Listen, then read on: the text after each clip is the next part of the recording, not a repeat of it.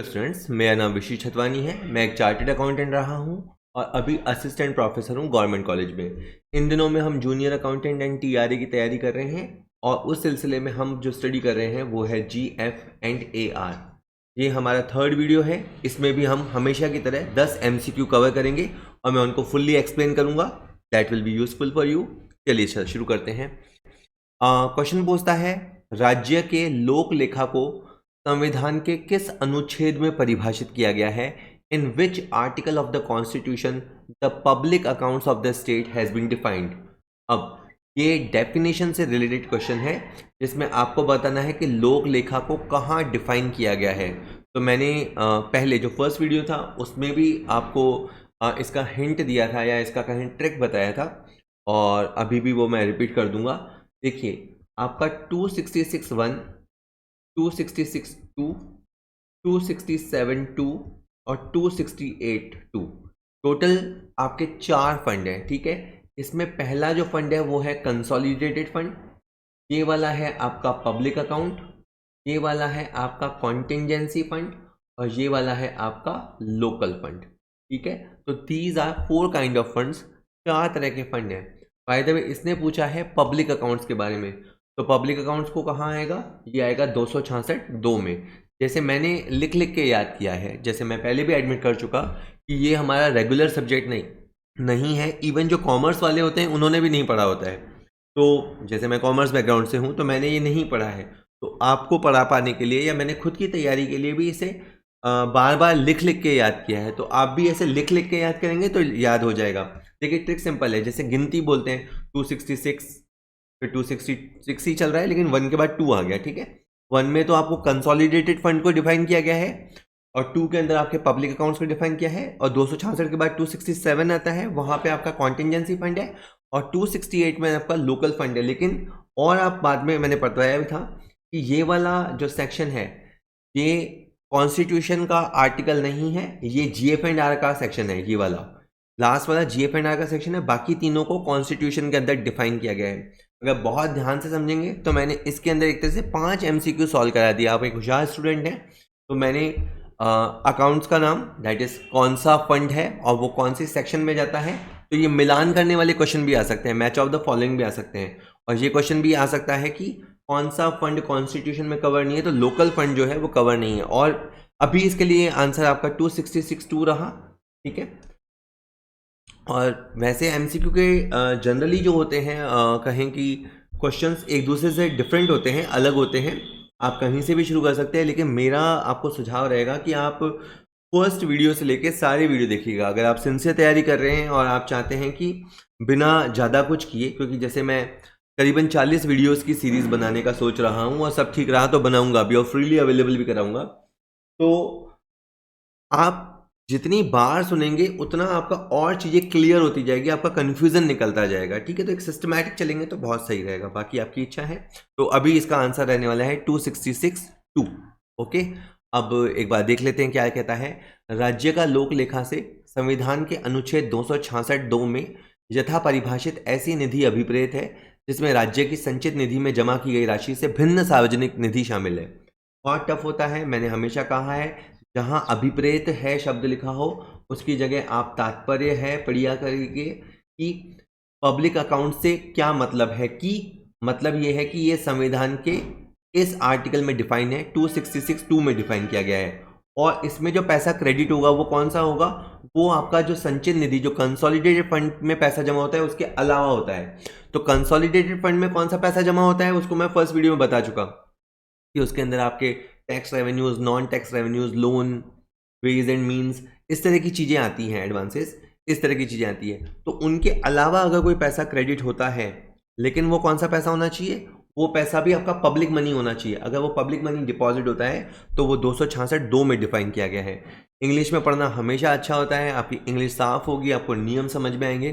Public account of the state means the fund as defined in the article 266(2) of the constitution comprising of public money other than those credited to the consolidated fund. ठीक है, आप screenshots लेते रहिएगा जरूरी। उसके बाद मैं आपको बताने वाला था फंड्स। 4 तरह के फंड होते हैं। पहला जो राज्य की संचित निधि है अभी आ जाएगा, पर ये 266(1) में है। ठीक है, और देखिए, और ये इसके बाद जो आपका पब्लिक अकाउंट्स है जिससे क्वेश्चन था वो 266(2) में डिफाइन है, ये भी संविधान के अनुच्छेद में डिफाइन की हुई है। और राज्य की आकस्मिकता निधि जो कंटिजेंसी फंड होता है वो 266 के बाद 267 है, हालांकि सब क्लॉज 2 ही है। और जो लोकल फंड है वो डिफाइन किया गया है GF&R में, जो अपन पढ़ रहे हैं, general financial and accounts rule जो हम पढ़ रहे हैं, उसका जो चैप्टर नंबर 16 है डिपॉजिट्स ऑफ लोकल बॉडीज, वहाँ पे 268(2) में डिफाइन किया गया है। बस इसकी नंबरिंग ऐसी है जो कैची सी है, जो आप कैच कर सकते हैं, लेकिन याद रखिएगा कि ये संविधान में डिफाइन नहीं है। ओके, चलिए बहुत हो गया, एक क्वेश्चन को मैं बहुत बार बोल दिया। क्वेश्चन अगला कहता है विनियोग की एक इकाई से विनियोग की दूसरी इकाई में निधियों का स्थानांतरण कहलाता है। Okay, transfer of funds from one unit of appropriation to another unit of appropriation is called. अब आप यूँ समझिए कि बहुत सारी अनुदान मांगी की जाती हैं, ठीक है, बहुत सारे मंत्रालय होते हैं, बहुत सारे विभाग होते हैं, जैसे चिकित्सा विभाग हो गया, शिक्षा विभाग हो गया, ऐसे बहुत सारे विभाग होते हैं, उनके लिए फंड मांगा जाता है और गवर्नमेंट के पास जो फंड होता है, बजट होता है, वो उसको उस प्रॉपर वे से अप्रोप्रिएट करती है, ठीक है, ये तो एक बात हो गई। अब एक अप्रोप्रिएशन से अगर पैसा, मतलब मान लीजिए ये गवर्नमेंट है, उन्होंने फंड अप्रोप्रिएट कर दिया और जहाँ जहाँ अप्रोप्रिएट किया, बाद में किसी ज़रूरत की वजह से अगर एक अप्रोप्रिएशन से पैसे को दूसरे जगह पे अप्रोप्रिएट किया जाता है तो इसे क्या कहेंगे, री अप्रोप्रिएशन। वैसे भी आप सिंपल समझते हैं, अगर थोड़ी सी अंग्रेजी की बात करें, जहाँ पे भी री का मतलब होता है वो होता है दोबारा। दोबारा को हिंदी में अपन बोलते हैं पुनः। तो पहले एक बार विनियोग कर दिया था, और फिर एक बार दोबारा विनियोग किया, दोबारा के लिए आया पुनः विनियोग, और पुनः और विनियोग की संधि करते हैं कि सर आप हिंदी पढ़ा रहे हो, जी हाँ मुझे हिंदी बहुत अच्छी लगती है, तो उसे कहेंगे पुनर्विनियोग। तो आप कैसे भी याद करें, मतलब आप समझें तो बहुत ही अच्छी बात है, और नहीं तो कम आप हिंदी वाले लॉजिक से समझ लीजिए कि दोबारा से अप्रोप्रिएशन हो रहा है तो इसे कहेंगे री अप्रोप्रिएशन, इसे हिंदी में कहेंगे पुनर्विनियोग। ओके, ठीक है, चलिए हिंट में क्या कहता है, पुनर्विनियोग से विनियोग की एक इकाई से वैसी ही किसी अन्य इकाई में निधियों का अंतरण अभिप्रेत है। तो पुनर्विनियोग से क्या तात्पर्य है, जब विनियोग की एक इकाई से किसी अन्य इकाइयों में निधि मतलब फंड ट्रांसफर होता है। तो इंग्लिश में आप पढ़िएगा, जैसे आपको पता लगेगा इसको हिंदी में क्या बोलते हैं, अंग्रेजी में क्या बोलते हैं। Reappropriation means the transfer of funds from one unit of appropriation to another such unit, उसी तरह की दूसरी यूनिट में अप्रोप्रिएशन है। एक एग्जाम्पल हो सकता है कि मान लीजिए कि शिक्षा, ठीक है, एजुकेशन, तो एजुकेशन में कॉलेज एजुकेशन भी आता है और स्कूल एजुकेशन भी आता है, ठीक है, दोनों आते हैं। तो मान लीजिए कि शिक्षा में कुछ फंड कॉलेज एजुकेशन को अपॉइंट हुआ था, कुछ अलोकेट हुआ था और कुछ स्कूल एजुकेशन को हुआ था, और बाद में किसी ज़रूरत की वजह से अगर कॉलेज एजुकेशन का फंड स्कूल एजुकेशन को अप्रोप्रिएट कर दिया गया तो वो कहलाएगा री अप्रोप्रिएशन, ठीक है। चलिए, उसके बाद है क्षेत्रीय संयुक्त निदेशक, इंग्लिश में है रीजनल जॉइंट डायरेक्टर। क्षेत्रीय संयुक्त निदेशक चिकित्सा एवं स्वास्थ्य जोधपुर निम्नलिखित में से क्या है। अब इन्होंने एक एग्जाम्पल दिया है कि मान लीजिए कि एक रीजनल डायरेक्टर है, रीजनल जेडी बोलते हैं इनको, जॉइंट डायरेक्टर है, जो कि आपके मेडिकल एंड हेल्थ के हैं, ठीक है। तो वो क्या है, तो जनरली आपका इसका आंसर समझ में आएगा प्रादेशिक अधिकारी, क्षेत्रीय अधिकारी, प्रादेशिक अधिकारी, मैंने फर्स्ट वीडियो में समझाया था। लेकिन सेकंड ऑप्शन है कार्यालय अध्यक्ष, तो वो कार्यालय अध्यक्ष भी होते हैं। आहरण और वितरण अधिकारी, वो भी वो होते हैं। तो उपयुक्त सभी, तो इसका आंसर उपयुक्त सभी आएगा। तो थोड़ा सा आप जल्दीबाजी मत कीजिएगा, आराम से पढ़िएगा। एक बार मैं वापस बताता हूँ, हायरार्की मैंने एक बार बताई थी, फिर भी यूँ समझिए कि एक होते हैं हेड ऑफ डिपार्टमेंट, जैसे मैं कॉलेज एजुकेशन का एग्जाम्पल लेता हूँ वापस से। हमारे जो HOD हैं कॉलेज शिक्षा के, वो HOD जयपुर में होते हैं, ठीक है। और जैसे मैं जहाँ पोस्टेड हूँ वो सोजत में है, सोजत में हमारे प्रिंसिपल हैं, तो वो है हेड ऑफ ऑफिस, ठीक है। इन दोनों के बीच में एक कड़ी होती है, वो होते हैं आपके रीजनल, ठीक है, रीजनल ऑफिसर, ठीक है, प्रादेशिक अधिकारी। तो अब प्रादेशिक अधिकारी का जो दर्जा होता है वो HOD से नीचे होता है और हेड ऑफ ऑफिस से ऊपर होता है, बरोबर। एक बात तो ये हो गई। और ये एक रीजन को या एक टेरिटरी को देखते हैं, तो एक प्रदेश को देखते हैं, तो ये प्रादेशिक अधिकारी हो गए, ये तो गई पहली बात। चूंकि एक ऑफिस को हैंडल करते हैं, ऑब्वियस सी बात, एक बड़ा सा ऑफिस इनका होता है, तो वो कार्यालय अध्यक्ष, नॉट लाइक आप ये मत समझिएगा बार बार कार्यालय मतलब एक ऑफिस, नहीं, जैसे हमारा कॉलेज है तो हमारे कॉलेज में ऐसे तो प्रिंसिपल चैम्बर भी हैं, क्लासरूम्स भी हैं, स्टाफ रूम भी हैं, बाथरूम भी हैं और ऑफिस वगैरह भी है। तो कार्यालय अध्यक्ष का मतलब नहीं है जो ऑफिस में बैठता है, नहीं, वो उस पूरी यूनिट को जो संभालता है, हेड ऑफ ऑफिस, हेड है ना, जैसे परिवार में मुखिया होता है, वैसे ही वो उस संस्थान का मुखिया है। यस, संस्थान का मुखिया है, ये बिल्कुल सही वर्ड है। तो वो आपका हेड ऑफ ऑफिस होता है। तो ऑब्वियस ही बात है, जब हेड ऑफ ऑफिस ही अगर एक संस्थान का मुखिया है तो रीजनल ऑफिसर तो उससे ऊपर ही है, तो वो भी एक ऑफिस तो संभालता ही है, एक संस्थापन को तो संभालता ही है। तो वो आपका कार्यालय अध्यक्ष भी है। एट द सेम टाइम वो बिलों को पास कर सकता है, वो उसको निर्दिष्ट सीमा तक वो पेमेंट कर सकता है, जैसे मैंने पिछले वीडियो में डीडीओ को बताया था। इसलिए मैं बार बार कह रहा हूँ कि आप पूरी एक सीरीज फॉलो कीजिएगा अगर आपको सही चीज़ें को समझना है। नहीं तो हो सकता है कि आपको आधा समझ में आए, आधी पिक्चर, ये इट्स लाइक ऐसा हो जाएगा कि आप पिक्चर बीच में से देख रहे हो, तो आपको आधी स्टोरी समझ में आ रही होगी, आधी आप गैस कर रहे होंगे। तो मेरा मानना है पिक्चर या तो देखो मत, और देखो तो फिर शुरू से देखो, एक एक सीन को देखो, तब जाके आप उस पिक्चर का सही मजा ले पाओगे। नहीं तो आधी पिक्चर समझ आती है, आधी नहीं आती, बाय द वे। तो मैं बस फाइनली ये बोलना चाहता था कि वो पेमेंट वगैरह भी कर सकते हैं, बिल वगैरह पे साइनिंग अथॉरिटी भी उनके पास होती है, तो वो डीडीओ की हैसियत में भी होते हैं। तो बिल्कुल ये उपरोक्त सभी इसका आंसर हो जाएगा, ठीक है। और वैसे ही आप याद रखिएगा, सबसे पहले आपका इंडियंस क्या, सॉरी, राजस्थान गवर्नमेंट है। राजस्थान गवर्नमेंट फाइनेंशियल और एडमिनिस्ट्रेटिव पावर देती है, किसको देती है? एचओडीज को देती है, ठीक है। जो चिकित्सा विभाग का हेड होगा, शिक्षा विभाग का, पुलिस विभाग का, पीडब्ल्यूडी का, सबके हेड होते हैं, ठीक है। हेड ऑफ डिपार्टमेंट के नीचे प्रादेशिक अधिकारी होता है, क्योंकि एक बहुत बड़े पूरे राजस्थान के विभागों के अंदर जितने भी ऑफिसेज हैं उनको संभालना थोड़ा मुश्किल होता है, तो उनको हेल्प आउट करने के लिए प्रादेशिक अधिकारी होता है, लेकिन इसका केवल एडमिनिस्ट्रेटिव कंट्रोल होता है। इसके बाद फाइनेंशियल और एडमिनिस्ट्रेशन दोनों पावर होती है, इसके ऊपर केवल इसको एडमिनिस्ट्रेशन पावर होता है, जैसे व्हाट्सएप का एडमिन होता है ना एडमिनिस्ट्रेशन, आप तो समझ गए, तो वैसा। और प्रादेशिक अधिकारी के नीचे होता है कार्यालय अध्यक्ष। वैसे एचओडी जो होते हैं वो हेड ऑफ ऑफिस को अपॉइंट करते हैं, लेकिन हायरार्की इस तरह से बनी हुई है कि हेड ऑफ ऑफिस जो होता है वो प्रादेशिक अधिकारी को भी रिपोर्ट करता है, और वो विभागाध्यक्ष को भी रिपोर्ट करता है, और ऑर्डर्स भी लेता है, और ऑर्डर्स को फॉलो भी करता है, ठीक है। चलिए, के बाद निम्नलिखित में से कौन अधीनस्थ प्राधिकारी नहीं है? इनमें से कौन सबऑर्डिनेट अथॉरिटी नहीं है? तो पहला है चीफ सेक्रेटरी। चीफ सेक्रेटरी वैसे जो होते हैं वो समझो ब्यूरोक्रेसी के बॉस होते हैं, एक तरह से कलेक्टरों के कलेक्टर वो होते हैं। शिक्षा सचिव ऑब्वियस सी बात है, शिक्षा को देखते हैं। सारे डिपार्टमेंट हेड, सारे एचओडीज, ऑल एचओडीज, और राजस्थान के राज्यपाल। तो देखिए, जो राजस्थान के राज्यपाल हैं वो किसी के अधीनस्थ नहीं होते, वो तो एक तरह से टॉप पे हैं, वो राज्य के प्रमुख हैं, वो राज्य के प्रथम व्यक्ति हैं। तो जो राज्यपाल होते हैं वो अधीनस्थ नहीं है।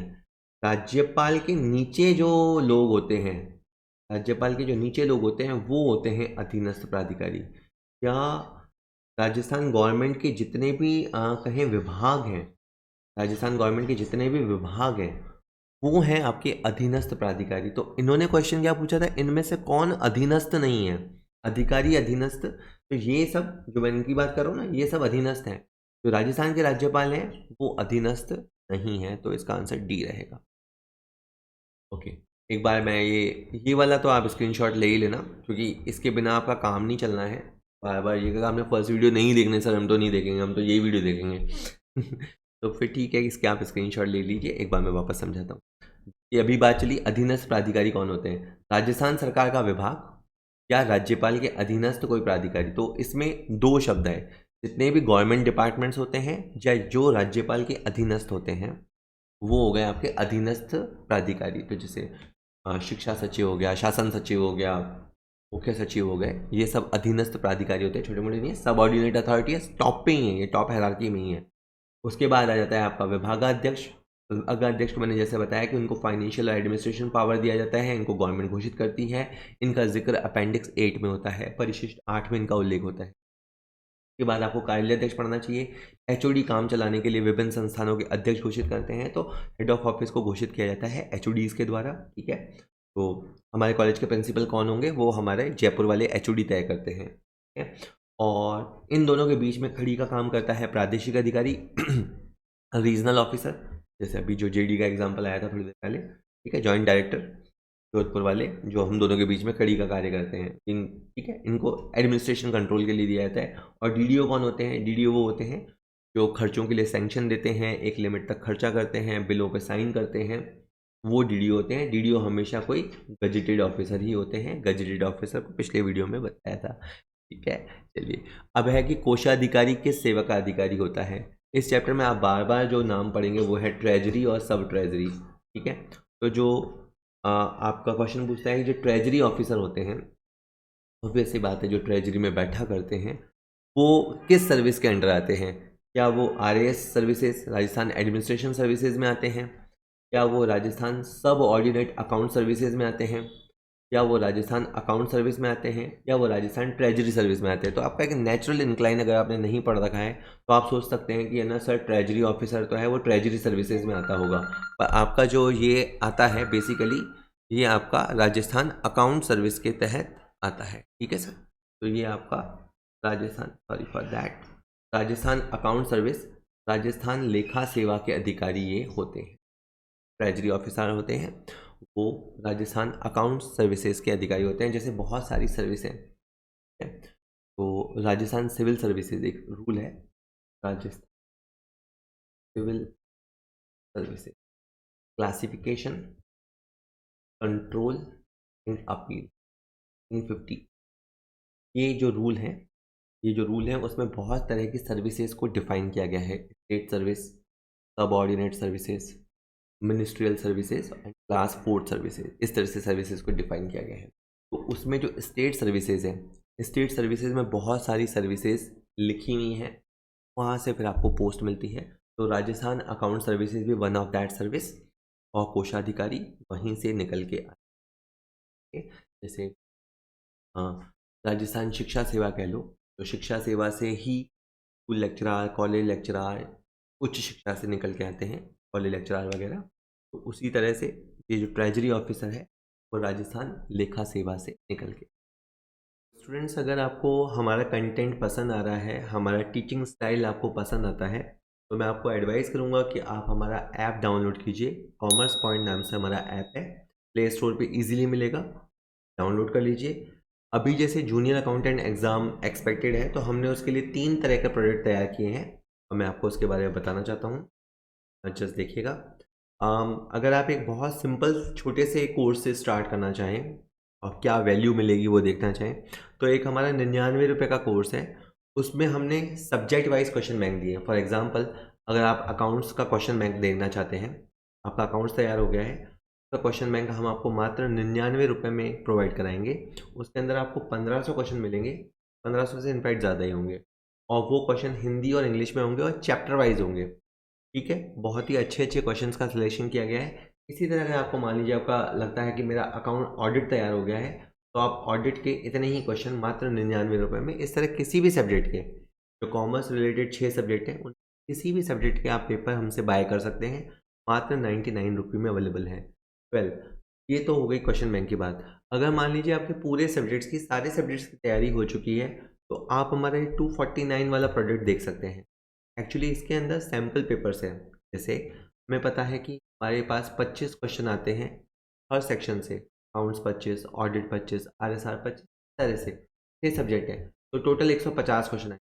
तो 150 क्वेश्चन जब होते हैं तो एक सैम्पल पेपर पूरा होता है, तो हमने ऐसे 50 सैम्पल पेपर प्रोवाइड कराए हैं। अगर आप बहुत ही सीरियस तैयारी कर रहे हैं और अपने चांस नहीं गंवाना चाहते और जॉब लेना चाहते हैं, बिल्कुल एडवाइस करूंगा कि आप ये 50 सैम्पल पेपर्स परचेज़ कीजिए, और मात्र 249 रुपये में अवेलेबल है। यानी अगर एक सैम्पल पेपर मात्र 5 रुपये हो गया, अगर आप हिसाब लगाएं तो, और 5 रुपये में 150 क्वेश्चन हो अबाउट दैट, और बहुत ही अच्छे सेलेक्टेड क्वेश्चंस आपको मिलेंगे तैयारी के लिए।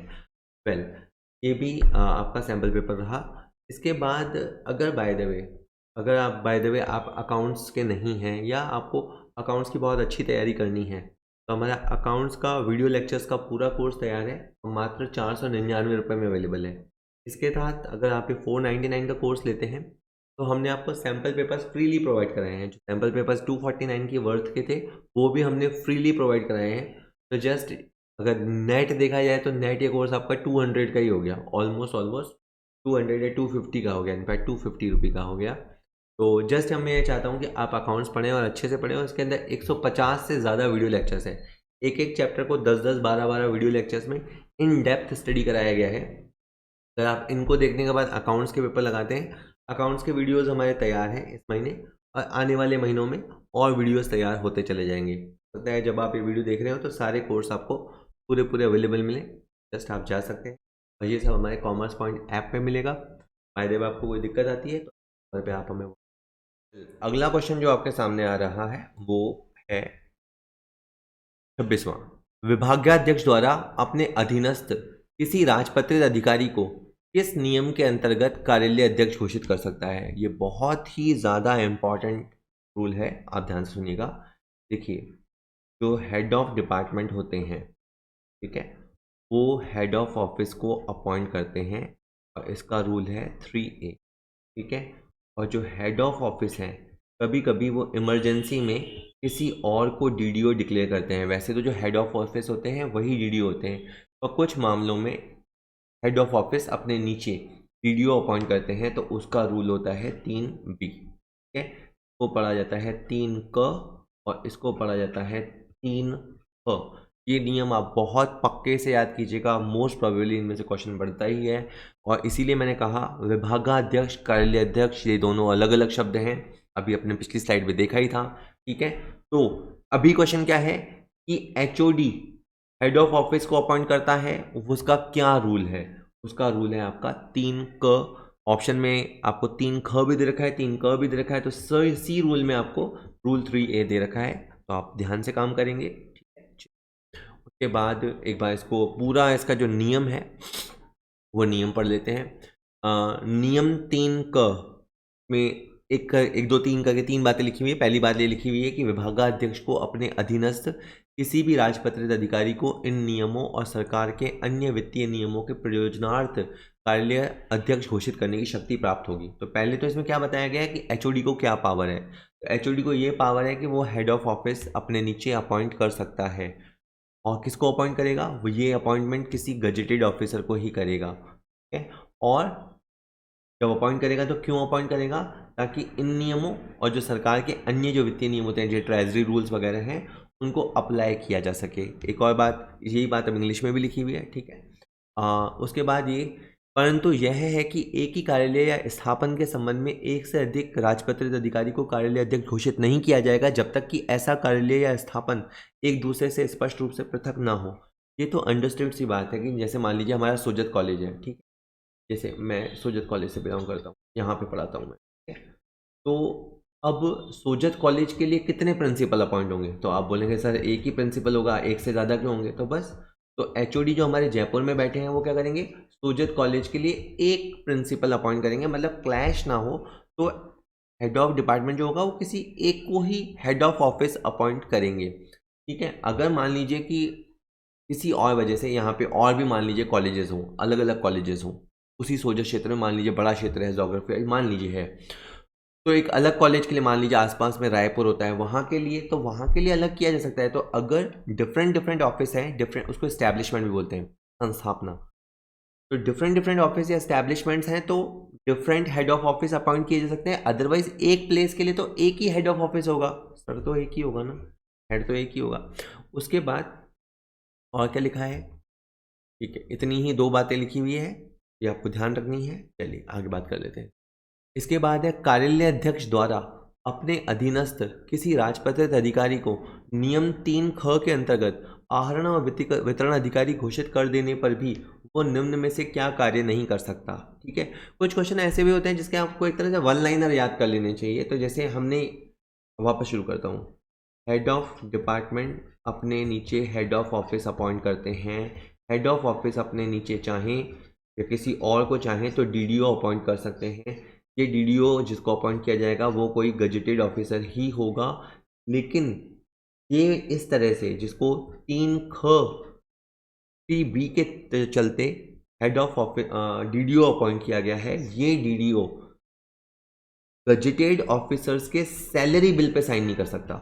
आप चाहें तो ऑप्शन बन के करें, लेकिन आप इसको याद ही कर लीजिए, इसको वन लाइनर, कि वो खुद अभी भले उसको डीडीओ बना दिया गया हो, लेकिन वो अन्य गजेटेड ऑफिसर्स की सैलरी बिल को साइन नहीं कर सकता। साइन फिजिकली भी होते हैं और साइन इलेक्ट्रॉनिक वे में डोंगल से भी होते हैं, लेकिन वो जो होगा, भले इसको वैसे डीडीओ अपॉइंट कर दिया है, लेकिन गजेटेड ऑफिसर्स के सैलरी बिलों को ये पास नहीं कर सकता। तो अब इसमें यही पूछ रहा क्या नहीं कर सकता? क्या वो अराजपत्रित नॉन गजेटेड के बिल, सैलरी बिल्स पे साइन कर सकता है? कर सकता है। सी पहले पढ़ देता हूँ। निर्धारित सीमा तक आकस्मिक व्यय, जो कंटिजेंसीज बिल होते हैं, छोटे मोटे खर्चे वर्चे होते हैं, रिपेयर का, कोई सा भी लाइट वाइट का, स्टेशनरी का, ऐसे कोई भी जो कंटिजेंसी बिल होते हैं उन पे भी साइन कर सकता है, लेकिन वो राजपत्रित अधिकारियों के वेतन बिलों पे हस्ताक्षर नहीं कर सकता।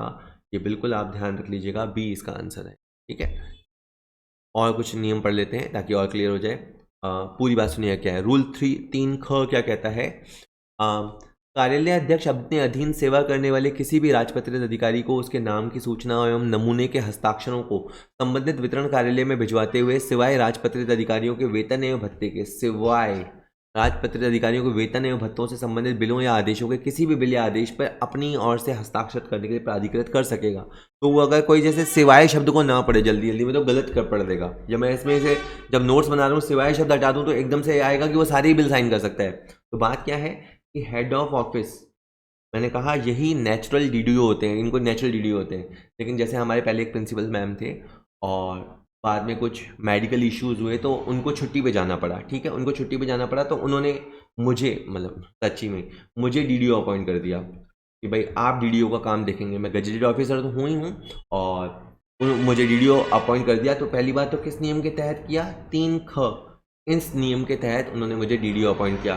तो क्या होता है फिर, जो मेरे सिग्नेचर होते हैं, मेरे सिग्नेचर हुए वो भेजे जाते हैं, बैंक में भेजे जाते हैं, ट्रेजरी में भेजे जाते हैं, क्योंकि अब के बाद जो चेक काटूंगा, ठीक है, जो जहाँ भी चेकों की ज़रूरत है, जो चेक काटूंगा या जो बैंकिंग ट्रांजैक्शन होंगे उसमें मेरे साइन होंगे, बिलों पे ट्रेजरी में बिल जाएंगे तो मेरे साइन होंगे। तो इसीलिए वो नमूने के हस्ताक्षर भेजे जाते हैं, ट्रेजरी को भी भेजे जाते हैं, बैंकों को भी भेजे जाते हैं। ठीक है, और मैं क्या कर सकता हूँ, मैं सारे बिल पास कर सकता हूँ, अराजपत्रित अधिकारियों को वेतन बिल पास कर सकता हूँ, सारे कंटिजेंसी बिल पास कर सकता हूँ। क्या नहीं कर सकता? मैं राजपत्रित अधिकारी का वेतन बिल पास नहीं कर सकता।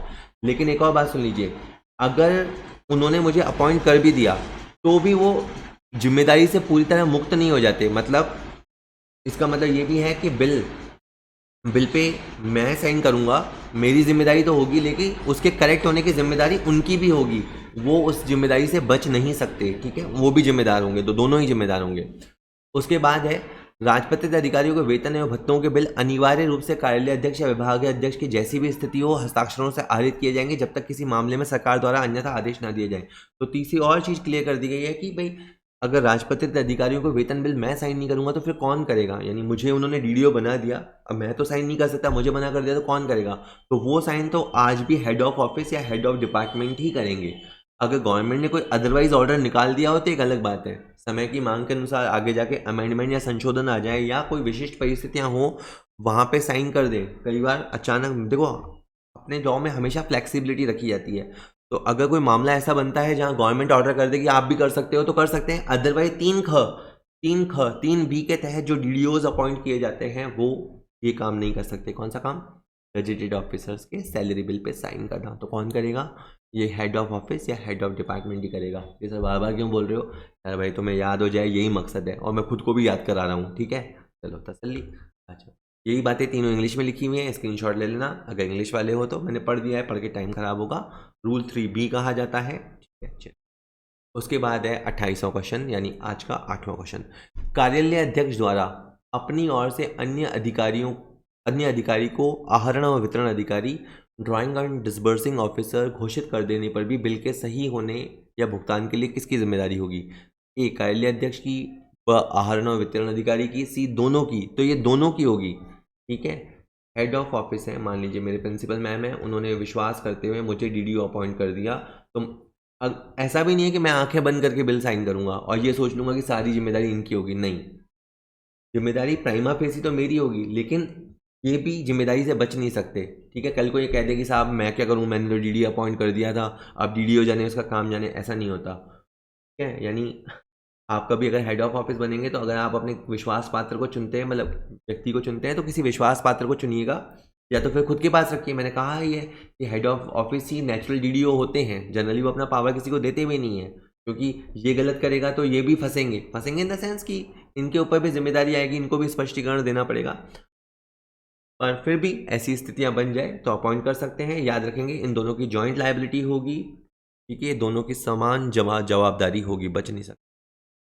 और लाइन ऐसे लिखी हुई है कि नियमों में कि अगर आप किसी को अपॉइंट कर देते हैं डीडीओ तो भी कार्यालय अध्यक्ष बिल के सही होने के लिए या भुगतान में प्राप्त राशि के डिस्पोजल के लिए स्वयं की जिम्मेदारी से किसी भी रूप में मुक्त नहीं होगा।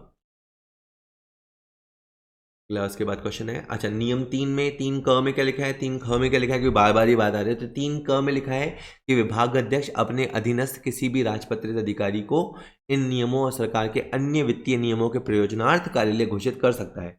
अब आप गौर करेंगे, जितनी बार आप ये विभाग अध्यक्ष कार्यालय अध्यक्ष पढ़ते आ रहे तो आपको एक क्लियर होता जा रहा है, मानेंगे इस बात को आप। और नहीं तो नहीं मान पा रहे तो 2-3 बार 4 बार वीडियो सुन लीजिए, तब आप मान लेंगे, तब आपको अंदर चला जाएगा, वो अंदर समझ में आ जाएगा मामला।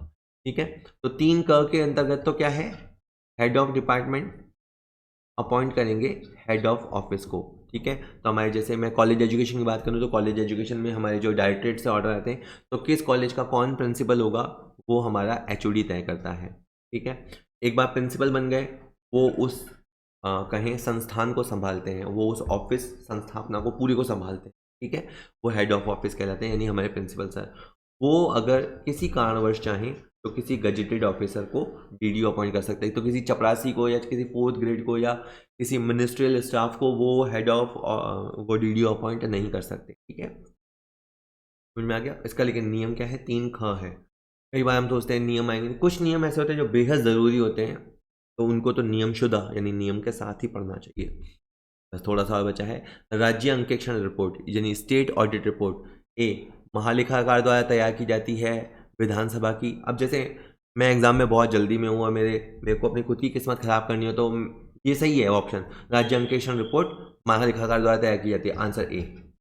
तो ऐसा ऐसा क्वेश्चन मैंने पहले भी दिया है, फर्स्ट वीडियो का शायद फर्स्ट क्वेश्चन ऐसा ही है। ठीक है, तो आप ये बात सही है कि राज्य अंकेक्षण रिपोर्ट महालेखाकार द्वारा तैयार की जाती है, लेकिन आप बाकी ऑप्शन पढ़ तो लो।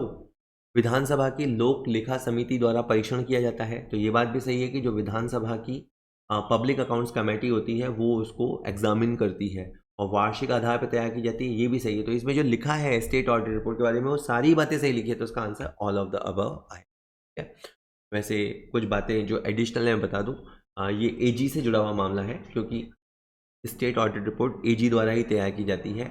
एजी का ऑफिस जयपुर में होता है। एजी क्या करता है, इसके 5-6 काम हैं। जो भी ट्रेजरीज होती हैं उनसे ये वाउचर और चालान प्राप्त करेगा। कुछ डिपार्टमेंट्स हैं, PWD department, public works department, PHED public health and engineering department, irrigation department यानी सिंचाई विभाग, और फॉरेस्ट डिपार्टमेंट वन विभाग। इन डिवीजन से ये कंपाइल्ड अकाउंट्स प्राप्त करेगा और राजस्थान सरकार के मंथली अकाउंट्स तैयार करेगा। तो राजस्थान सरकार के मंथली अकाउंट्स एजी अकाउंटेंट जनरल तैयार करते हैं। और जैसे कि मैंने बताया कि मासिक सिविल लेखे और वार्षिक वित्तीय और विनियोग लेखे, मतलब आपके जो पूरे साल में गवर्नमेंट का क्या रिसिप्ट या रेवेन्यू रहा, का क्या एक्सपेंडिचर रहे और कहाँ पे फंड्स को एलोकेट किया गया, अप्रोप्रिएट किया गया, वो सारे रखते हैं। कितने डिपॉजिट्स हैं, कितने लेजर्स हैं, किसका क्या पर्सनल चल रहा है, वो सब भी रिकॉर्ड किया जा करता है। राजस्थान सरकार के जितने भी गवर्नमेंट डिपार्टमेंट होते हैं, जितनी भी लोकल बॉडीज़ होती हैं, पीआरआई यानी पंचायत राज इंस्टीट्यूट्स होते हैं, जो ऑटोनोमस बॉडीज़ होती हैं और जो गवर्नमेंट कंपनीज़ होती हैं, गवर्नमेंट कंपनीज़ जिसमें 51% या उससे ज़्यादा शेयर गवर्नमेंट का होता है, तो उन सब की ऑडिट का काम भी एजी ही करता है। इसके अलावा एजी तैयार करता है स्टेट ऑडिट रिपोर्ट, क्योंकि वो C&AG के पास जाती है। सारे राज्यों की state audit report C&AG controller and auditor general के पास जाती है, वो ये तैयार करता है। और विधानसभा में जो पब्लिक अकाउंट्स कमेटी होती है, वो जब आपकी स्टेट ऑडिट रिपोर्ट जो आपने बनाई है जब जांच करती है, उसको एग्जामिन करती है, तो उसमें हेल्प करने का काम भी एजी का होता है। ये सारे काम लिखे हुए हैं, इनको आप एक बार पढ़ लीजिएगा, स्क्रीनशॉट ले लीजिएगा। एक और बात, जो कोर्सेज वगैरह मैंने बताया कि आप ये कोर्स खरीद सकते हैं, लेकिन ये जो GF&R का कोर्स है ये वीडियो के फॉर्म में भी फुल्ली अवेलेबल है। अगर आपको इसके PDF वगैरह चाहिए तो आप मेरा जो नंबर आ रहा है स्क्रीन पे लगातार, उसमें आप व्हाट्सएप कर सकते हैं, भेज दिए जाएंगे कि सर मुझे ये चीज़ चाहिए, भेज दिए जाएंगे। या अगर आप व्हाट्सएप वगैरह नहीं करना चाहते, सिंपली आप हमारा एक ऐप है कॉमर्स पॉइंट ऐप, आप जब प्ले स्टोर पे जाएंगे और ये जो लोगो आ रहा है, इस लोगो वो आप देखते ही समझ जाएंगे, तो कॉमर्स पॉइंट ऐप पे जाके आप हमारा ऐप डाउनलोड कर सकते हैं। वहाँ आपको बहुत सारा कंटेंट फ्री मिलेगा और इसमें ये सारे PDFs फ्रीली अवेलेबल होंगे। ठीक है, खाली स्क्रीनशॉट लेना चाहिए सर, नहीं हम तो स्क्रीनशॉट ले लेंगे, आपकी इच्छा है, मुझे कोई दिक्कत नहीं। उसके बाद है महालेखाकार राजस्थान निम्नलिखित कार्य नहीं करता है। अब आप देखो ये क्वेश्चन कैसे घुमा रहा है, उस क्वेश्चन को मैं चाहता तो उसकी हिंट ना देता, सिंपली बात बता देता, लेकिन मैंने वो नियम, वो सारे एजी क्या क्या कार्य करता है क्यों बताएं। अब इनमें से ये पूछ रहा है कि कौन सा काम वो नहीं करता, तो राजस्थान सरकार के मंथली लेखों को वो कंपाइल करता है, मतलब कंपाइलेशन यानी संग्रहण करता है, तो हाँ करता है। अब आपने सुन रखा है, आपने याद नहीं भी क्या सुन रखा है, आपके कानों में गया हुआ है, तो आपको बात समझ में आ रही है कि हाँ हाँ एजी जो होता है वो मंथली अकाउंट्स कंपाइल करता है इन राजस्थान गवर्नमेंट के। राजस्थान सरकार के वार्षिक वित्तीय और विनियोग लेखे तैयार करना, ये काम भी वो करता है। आपके जो annual financial and appropriation accounts है वो भी वो तैयार करता है। राजस्थान सरकार के संस्थानों की ऑडिट करना, ये काम भी वो करता है। राजस्थान सरकार के लेखाकारों की पदस्थापना करना, ये काम वो नहीं करता। मतलब जूनियर अकाउंटेंट को किसको कहाँ पोस्टिंग मिलेगी वगैरह ये काम नहीं करता। यहाँ पे भर्ती के लिए एजेंसीज होती हैं, आरपीएससी और आपका क्या बोलते हैं आरएमडब्ल्यूएसबी, है ना, ये संस्थाएं होती हैं। ये संस्थाएं भर्ती का कार्य करती हैं और जो संबंधित विभाग है, ठीक है, वो होता यही है कि पहले जिस डिपार्टमेंट को लोग चाहिए होते हैं वो उसकी अभ्यर्थना बना के इनके पास भेजता है, इनको भर्ती एजेंसियां बोलते हैं। ये पूरा प्रोसेस चला के लोगों को छांटती है कि ये नगीने या ये नवरत्न हमने छांटे हैं, आप ही वो नवरत्न हैं, ठीक है, आप लोगों को छांटती हैं। और उसके बाद वही जो मूल विभाग है वही आपको पोस्टिंग देता है कि किसको कहाँ पे पोस्ट किया जाएगा, ज़रूरत के हिसाब से पोस्ट किया जाता है। तो ये काम विभागीय स्तर का है, एजी का इसमें कोई रोल नहीं है। ये तीनों काम बड़े बड़े भारी भारी काम एजी करता है, लेकिन राजस्थान सरकार के अलग अलग विभागों में जूनियर अकाउंटेंट को उनको पोस्टिंग कर देने का काम एजी नहीं करता। होप आपको तो समझ में आया होगा, वीडियो आपको अच्छा लगा हो, वीडियो को लाइक कीजिए, अपने दोस्तों के साथ शेयर कीजिएगा, चैनल को सब्सक्राइब कर लीजिए। मैं लगभग रेगुलरली वीडियोस डालता रहता हूँ, तो आपको मिलते रहें, आपको उसकी सूचना मिलती रहेगी अगर आप सब्सक्राइब कर लेंगे। सब्सक्राइब के पैसे नहीं लगते।